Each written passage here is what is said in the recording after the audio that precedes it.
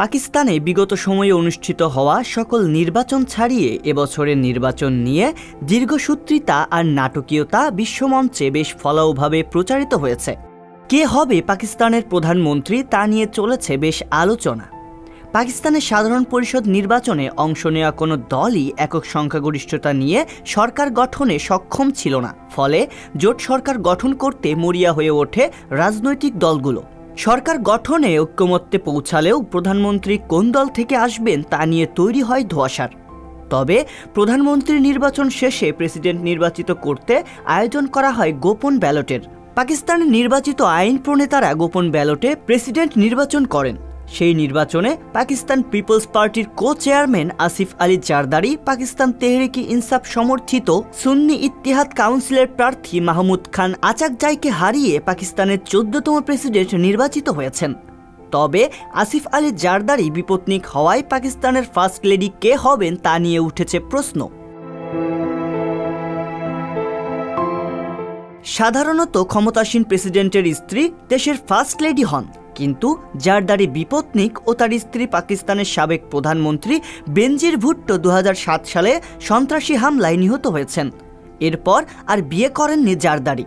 তাই বিপত্নিক জারদারি পাকিস্তানের প্রেসিডেন্ট পদে শপথ নেওয়ার পর থেকে দেশে বিদেশে অনেকের মনে সম্ভাব্য ফার্স্ট লেডি নিয়ে আগ্রহ দেখা গেছে।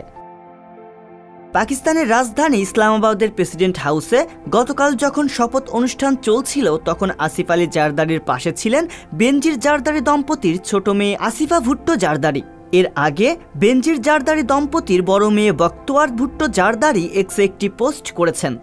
তাতে শপথ অনুষ্ঠানে বাবা ও ছোট বোনের একটি ছবি জুড়ে দিয়েছেন তিনি।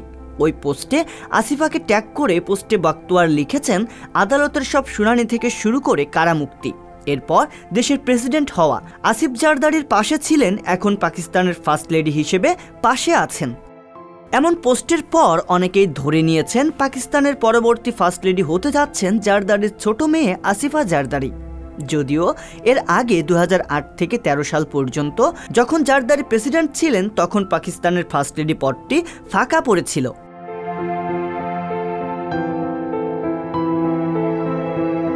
পাকিস্তানের রাষ্ট্রপ্রধানের পাশে থেকে স্ত্রী ব্যতীত অন্য নারীর প্রভাবশালী ভূমিকা রাখার নজির আগেও রয়েছে। পাকিস্তানের কায়েদে আজম মোহাম্মদ আলী জিন্নাহ বিপত্নিক ছিলেন। ওই সময় তার পাশে থেকে ভূমিকা রেখেছিলেন বোন ফাতিমা জিন্নাহ।